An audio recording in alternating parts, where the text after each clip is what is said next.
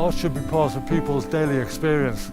The refinements of galleries and so on, there's a raised expectation as you walk through the door. Whereas if you're just out and about, I think it's that sense of surprise which can elevate an experience from being completely mundane to being a little more unexpected. I think it can engender a sense of pride in the community. I think it can make people connect with their community more and also be used as a way that people can learn about their community.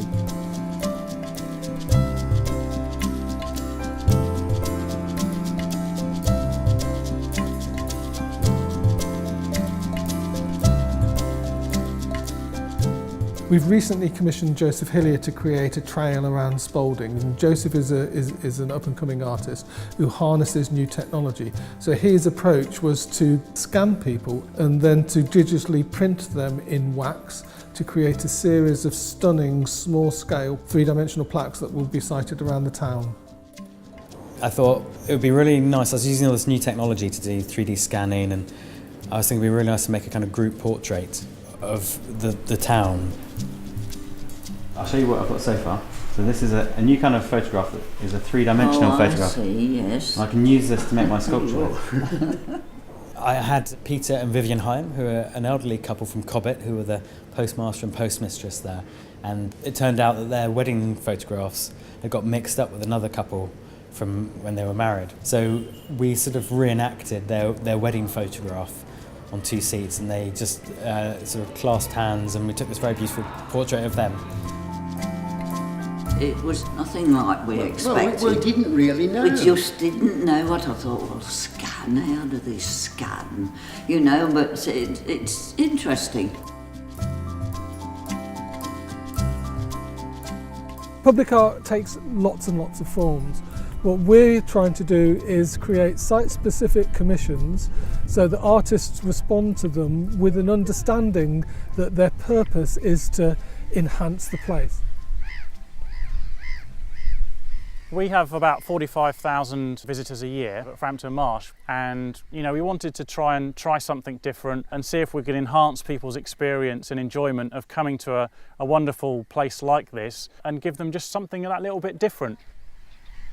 The reflector is a 20-foot long, highly polished stainless steel wave based on the wave and the movement of the reeds that are at the edge between the land and the water. We were really interested in having a really close bond with people who live locally, and the ability for them to produce some flying birds, for example, and actually have those etched onto the artwork. I think we've got around 100 individual pieces of work that local community, kids and families locally have produced and put on there. It's a fantastic project to be involved with, and hopefully one that's going to be here for decades. It's an amazing piece of work, and we're very honoured that we've been chosen to be hosting the public art here at Frampton Marsh.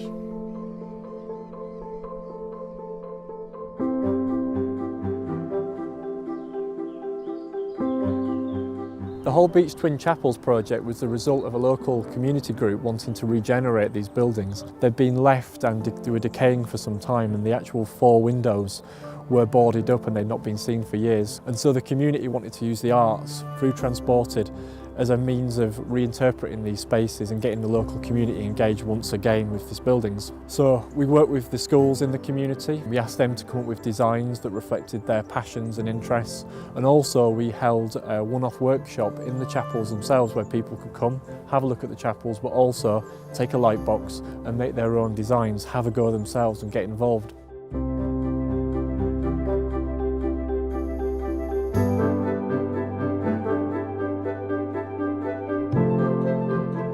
Public art is a brilliant way of taking art to people, of putting it in front of them in a public space. So Transported is all about making it easy for people to access art. Lots of the work that we've done has been in response to people that have identified places that they felt would be improved by some sort of public art intervention.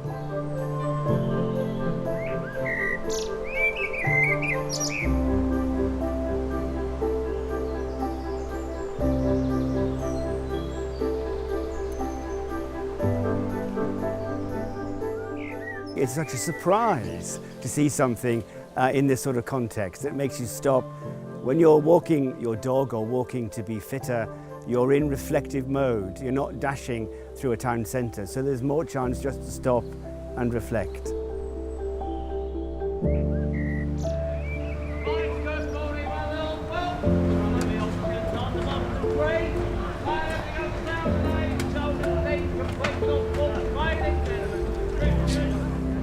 Each banner represents one of the stalls, has a portrait of the stall holder, the trader, and it represents what they sell and really kind of celebrates the life and the colour and the vibrancy of this market.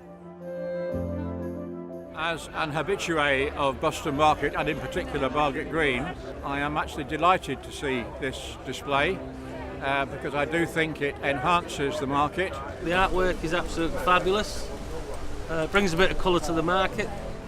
I think the banner's amazing. Anything that brings attention to the market in a good way, I think, yeah, absolutely. Over the moon with them.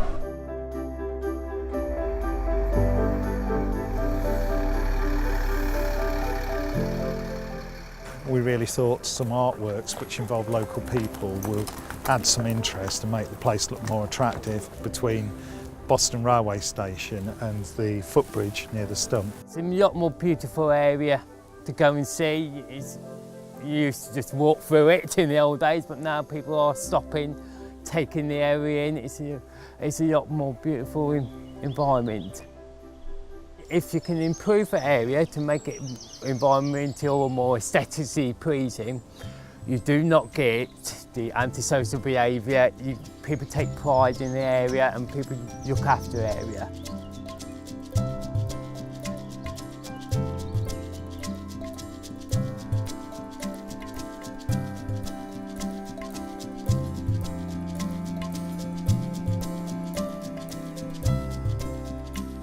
I'm just walking around the corner, I see my friend Margaret, but I noticed something on the wall.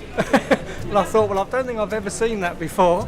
So I came back to have a closer look when, by chance, you've all come along and explained exactly what they all are. I think it's a lovely idea, and I shall walk around the rest of the town now and go and find where the others are.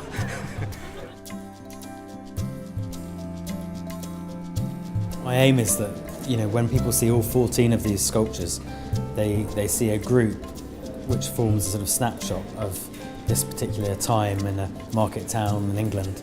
It's 2016 and it's filled with little contemporary references, and although the bronzes themselves look timeless, there are details there that then sort of make you question. One of the joys of Joseph's approach for this project is that he is scanning real people, and they are recognisable in the finished artworks. This is a collection of art objects that's respecting normal people and the normal things that they do that don't normally get appreciated and praised.